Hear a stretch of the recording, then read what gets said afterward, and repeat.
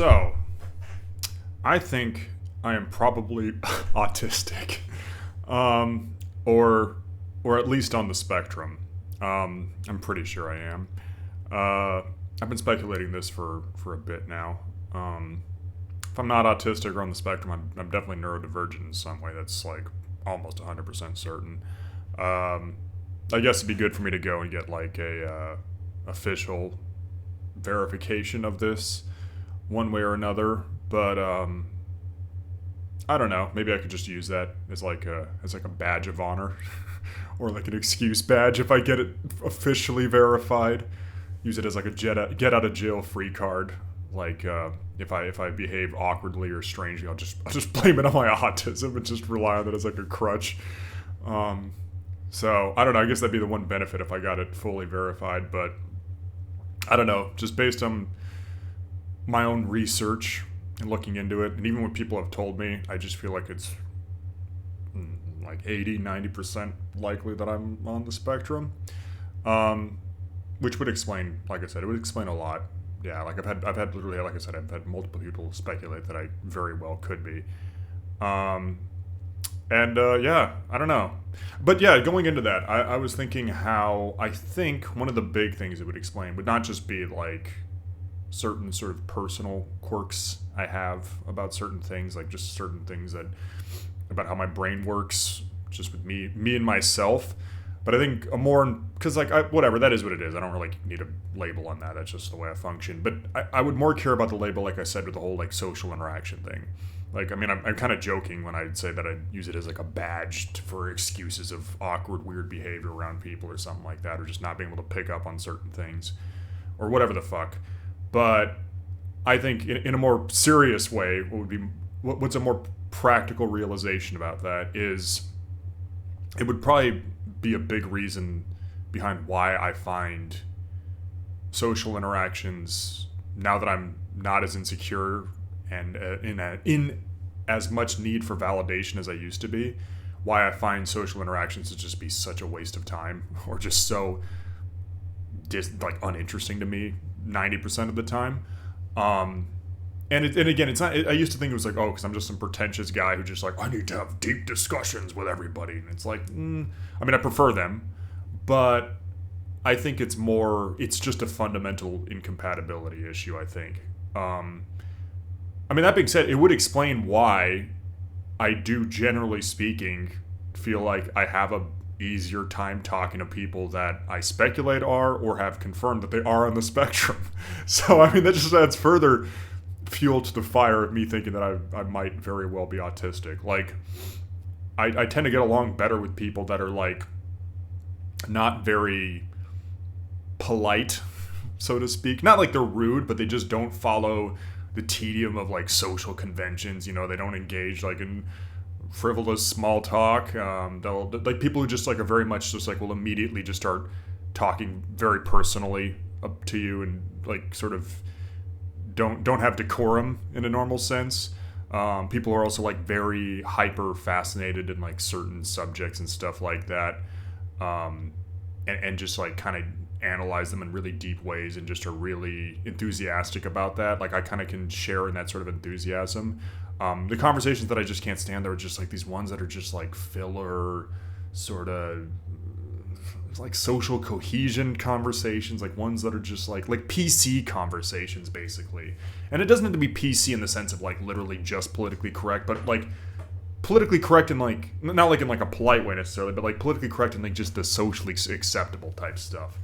Like it feels like this is gonna be a crass analogy for it, but it kind of feels like social circle jerking, where just everybody's just jerking each other off, or in the presence of other people jerking themselves off, just so that everybody just feels good and just sort of a really whatever, in my opinion, basic type of way. It's like it's not even a good circle jerk. It's a very just like passable circle jerk. It's just like, yeah, let's all just make each other feel good in a very, satisfactory, but like in a very boringly satisfactory manner. Let's just give each other very, very passably dull but still moderately pleasurable hand jobs. This is a gross analogy, but I don't know. I feel like that's like what a lot of conversations are, specifically like in groups. It's just always like, people are just trying to be all like not ruffling feathers, just kind of, not arguing with each other, not talking about controversial subjects. It's all just about like, let's talk about the socially acceptable subjects and not get too, spicy with our subjects. We wouldn't want to hurt somebody's feelings. Oh no, that would be horrible. And it's like, nah. Nah. Fuck that shit. I love to argue with people. I do. I genuinely love to argue with people. But I'm like, I always view arguing as sort of like social sparring. Like, I don't want to argue with somebody. Like, I don't like to argue with people like in a genuinely animositous. Oh my god, that's not a word. With genuine animosity. Like, I don't like. It's like the difference between like I like boxing.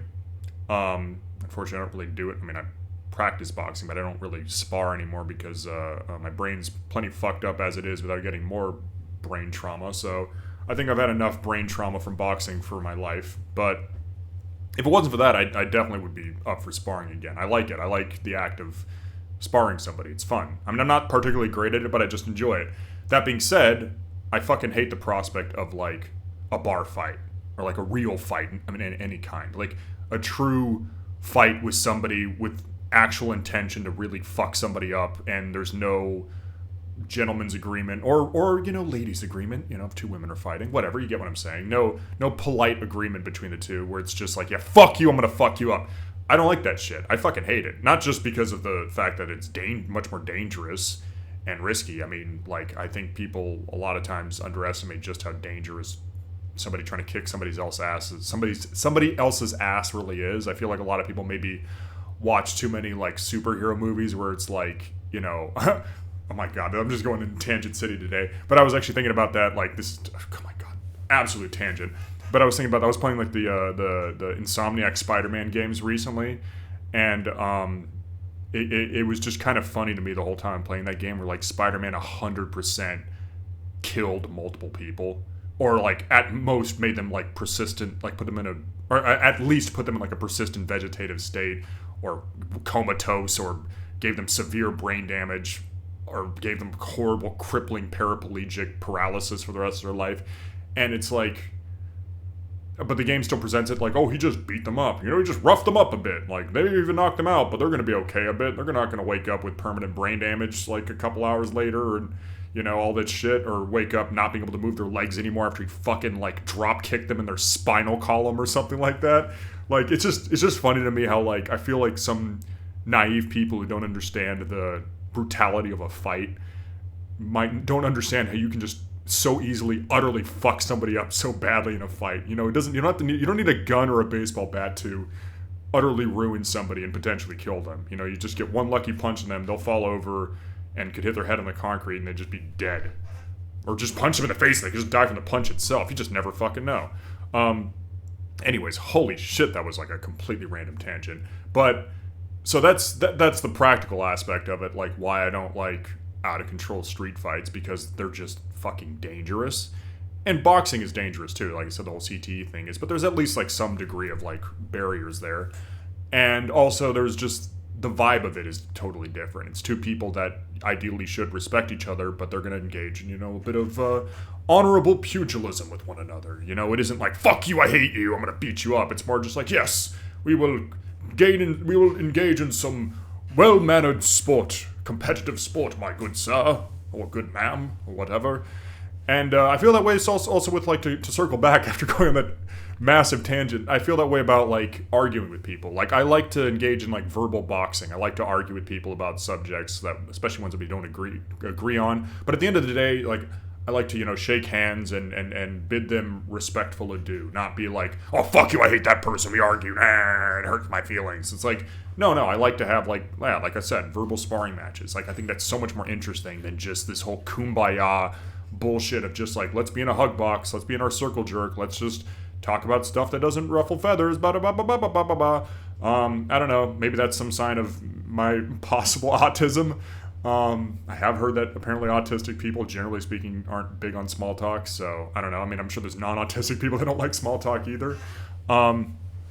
but maybe it's like my impatience for it, my absolute impatience and disdain for it, so yeah, I don't know, but I've been thinking a lot about that, like, so yeah, like, I think that could be why I don't like socializing very much. It's kind of like the whole round peg in a square hole thing. It's like if I'm being forced to try to like if I'm trying to force myself into a setting that fundamentally doesn't work, and it's not like I'm opposed to the idea of having my peg put in a hole. That sounded so. My peg put in the hole. But like, I'm not opposed to the whole concept of peg holing. I'm just opposed to this variation of it. Like they're like if there was the round hole, then the round peg idea would work. It's just that if you're constantly being presented with majority of the time square holes for your peg, of course you're not going to have a good time. It's like, and back when I was insecure, when I was lonelier, when I just needed validation, wasn't sure of myself, I was willing to like shave off the sides of the peg and make sure that it kind of fits in, but it hurts because like, oh no, I'm shaving off the edges of my personality to mask and fit into this and kind of just barely get by, but I'm secretly miserable at the same time. So it's like I'm trading one misery for another. It's like the misery of loneliness and lack of validation and in exchange for, like, I guess the fucking false bullshit comfort of fitting in just for the sake of fitting in. So, yeah. That explains why I don't like it. I mean, another good analogy, and I guess this is really fitting for the whole peg holing thing, is like, it's kind of like, if I was like a closeted gay man in a community that's like overtly, really homophobic, like some conservative Christian community where like everybody's straight, or at least straight presenting, because let's face it, a lot of times they're in the closet too. But on the surface, it's a very homophobic community. And I'm being forced to like date women and even marry a woman. It's like, of course it's going to always feel off on some level until finally you kind of come to terms with it and you're like, oh my God, I don't like pussy, I like dick. And it's like, there you go. It's not like you don't like the act of sex, you just don't like having sex with women. And that's it. That's what it was. That was the problem the whole time. And it's kind of like that. Like, I don't necessarily hate socializing, I just hate socializing with normies.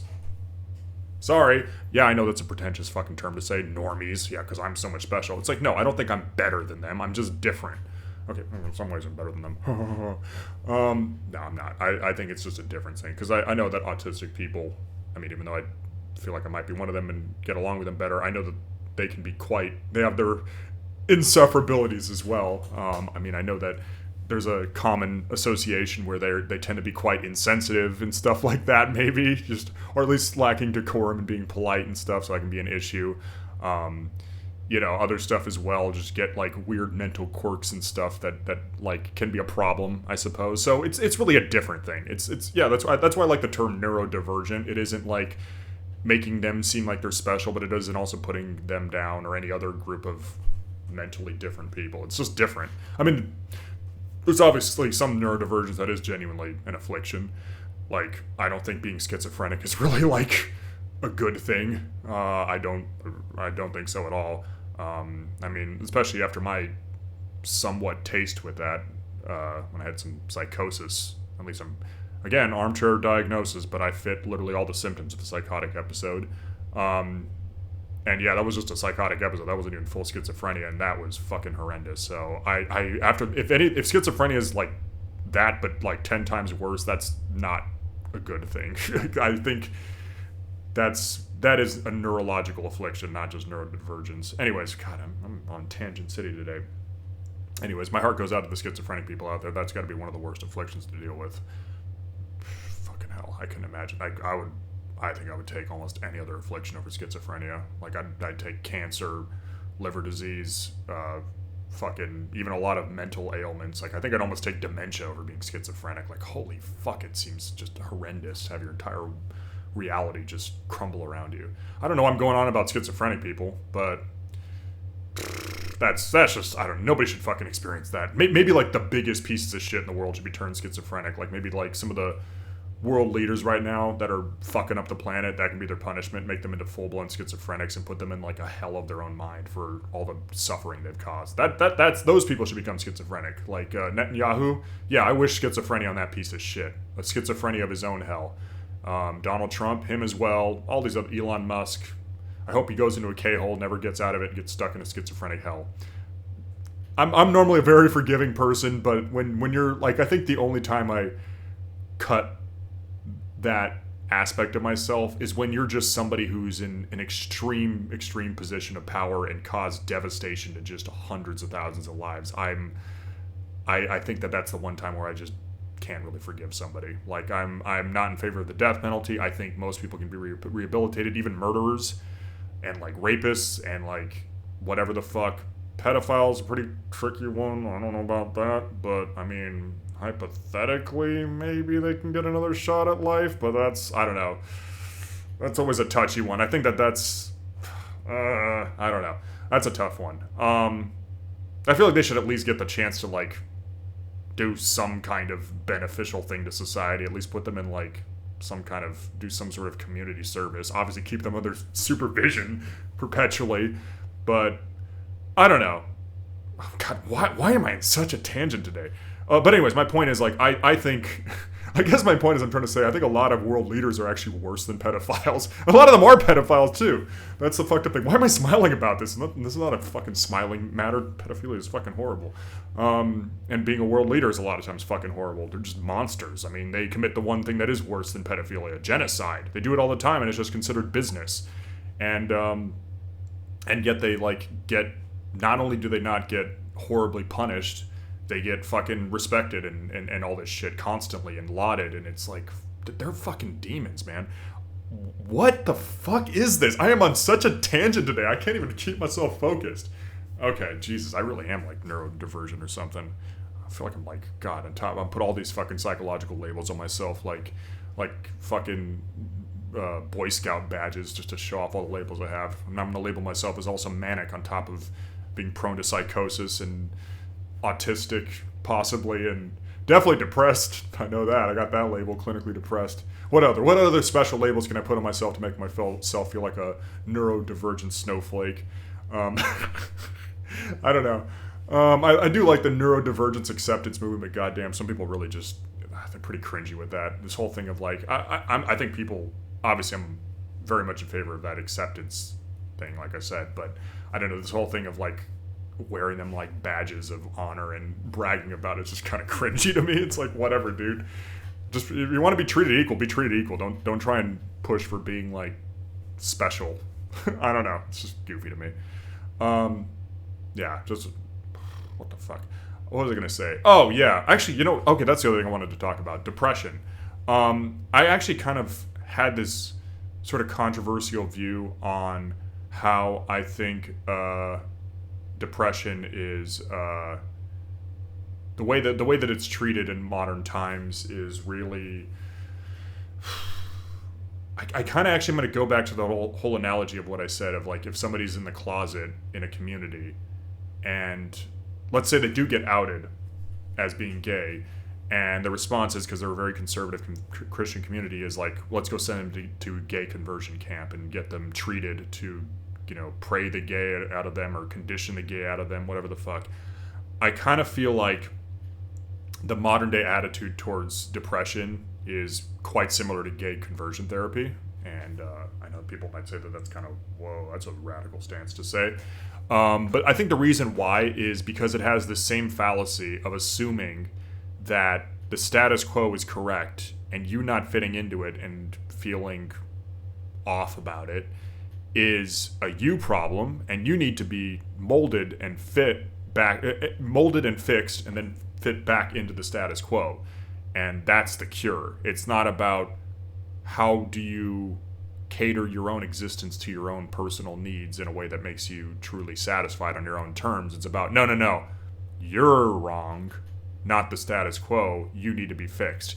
And I think it's very much the same vibe. And also, which is fucked up too, they both come from good intentions. I don't think people who actually run gay conversion therapy camps are, generally speaking, ill-intended people. What they do is awful, but I don't think that they're really bad people necessarily.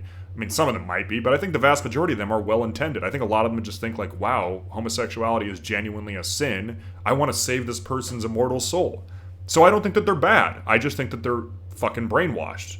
And just like how I feel like a lot of times the attitude towards depressed people, it definitely comes from a good place the vast majority of the time, where people are like, these people are ill, they're suffering, concerned for their well-being, I want them to feel better.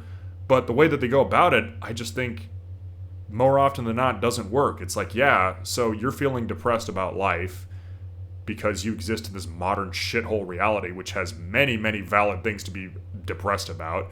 So, yeah, but still, it's not society that's the problem, it's you that's the problem.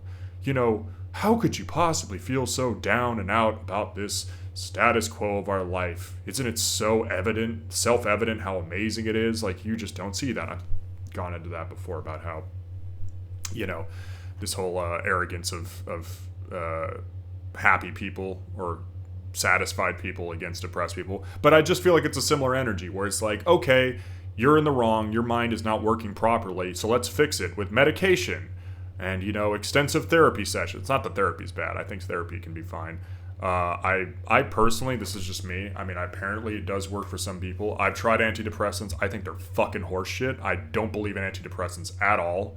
I don't believe, honestly, in most psychological pharmaceuticals in general. I think that they're just socially acceptable drug addictions. That's it. Like, giving somebody Adderall for ADHD. I've done Adderall. Adderall's a fucking drug. I don't care what anybody else says. It's like, I mean, like a narcotic. It is. It's literally related to methamphetamine.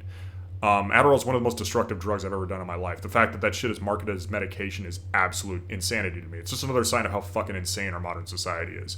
Like, if a doctor prescribed, like, oh, you have social inhibition, you have social problems, like you're shy or something like that, and they said, you know what, you should take a maybe not a daily dose, but every time you go out, or maybe they would say daily dose, you need to have a prescription of alcohol. Yes, drink alcohol on the regular, and that is my doctor prescription to you, and that will help you with your social shyness problems or something like that, and it'll make you more socially inhibited.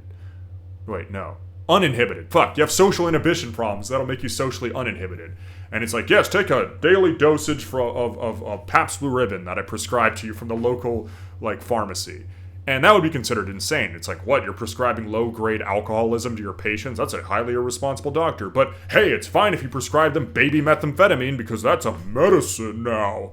Even though, like, Adderall utterly fucks your brain up, fucks your body up. I mean, I lost, like, fucking 15 pounds or something on Adderall. Like, I had some of the worst fucking hangovers or whatever, withdrawals from that shit. I literally punched a hole in the wall on Adderall when I was coming down because it was so awful. It gave me a horrendous panic attack. It was I think it was probably the worst drug withdrawal I've ever experienced in my life. Like, it was worse than, like, any of the hangovers I've had from alcohol, even from drinking severely. Because, like, at least with that, it was like, that just made me, like, feel drained as shit and just want to sleep all day. But I never fucking punched a hole in the wall when, like, having a hangover and alcohol. No, for some reason, Adderall is still marketed as a medication. Anyways, I'm just saying, I'm rambling all this shit just to say how insane I think the treatments are for, like, neurodivergence nowadays, you know, for depression or Adderall, I mean, for ADHD, stuff like that. The only time I think that psychological medication is warranted is, like, again, when it comes to schizophrenia. Like, antipsychotics, even though they have a lot of problems, the alternative is definitely worse. And, you know, being schizophrenic, you just cannot function in daily life, I imagine, or from what I've understood. So in that case, I think it is warranted. But in pretty much all other situations, it's like, no. Like, prescribing Xanax for anxiety, it's like, dude, you probably, like, you have some deep-seated issue you need addressing. You can't just, like, don't fucking pop a pill just to make it go away. But God, okay, I'm going on a tangent. My point is, I just think that this whole notion of, you know, with medication, with, like, certain types of therapy, which I think can be bad, because some therapy is good, depends on what kind we're going about. Like, but, like, therapy that might say, like, that is garnered more to, like, altering your reaction to society rather than, like, you self-actualizing yourself. I don't think that that's good. I don't think that therapy should make you just see things in a different perspective and be like, oh, you just have to come up with all these coping mechanisms, and then eventually you'll trick yourself into thinking that life is better than it really is. And it's like, no, I've tried that stuff. None of it fucking works. None of it works. It's bullshit. I think that the most healthy thing, the most therapeutic thing I've done to treating my depression and I still have it to some degree, but it's definitely diminished, is just really embracing how shitty life is. Because other methods of therapy, which are trying to condition yourself into thinking that, like, life is better than it actually is, even though, like, because, like, deep down inside you just know it's shitty, but you're trying to trick yourself that it isn't. All that's, like, you're self-gaslighting, basically. You're basically trying to condition yourself into thinking that your natural gut reaction to stuff isn't valid, and that you're the crazy one, basically, and you need to stop being crazy and alter your own fucking reaction to things, that they're not valid. And that's bullshit. That's bullshit. Fuck that. That's stupid. I don't like that. Just the same way how, like, again, a closeted gay man being outed from the closet, going to gay conversion camp, his reaction to when he sees a vagina, which is just either disinterest or disgust, that's not the correct reaction. You're supposed to look at that with, okay, maybe not overt lust, because this is a conservative Christian community, but you should be like, well, that is the correct passageway for me to spread my seed so I can propagate more children in the name of the Lord. And then, like, you know, but on the flip side, oh, if you see a cock, you should not find that appealing. You are a man. A man cannot lust after another man. That is unholy behavior. And, again, I think that that's similar mentality to how people treat depressed people. It's like, oh, you can't look at this thing and view this as a sad aspect that really bogs you down and makes you depressed about life. That is an acceptable aspect of life, or at the very least, it's something you shouldn't pay so much attention to. That's just like, oh, you just gotta accept that that's just part of the daily life. That's fine. You know, that's how a proper person thinks. They don't get bogged down by the myriad social issues and economic issues and militaristic issues and political issues and da-da-da-da-da-da-da-da. No. They just kind of accept it and they take it in stride. And some of those things are actually not so bad. Some of them are actually surprisingly, they're actually deceptively good, and you just don't understand that. It's you that's the problem, not society. Because you are one person and society is billions. So you're automatically wrong because we have a bigger number than you, and fuck you, you little peon. Get in line. I mean, I'm kidding. I love you. I'm not saying fuck you. I'm just joking. Ha ha ha ha. We love you. Get better now. Get well. Get soon. Get well soon. Better now. Jesus. Get better. Get better. Do it. Get better now. Conform. Get on medication. Condition yourself to be happy again. We need you as a productive member of society. Go out there. Work. Do your job. Buy product. Consume. Don't be depressed.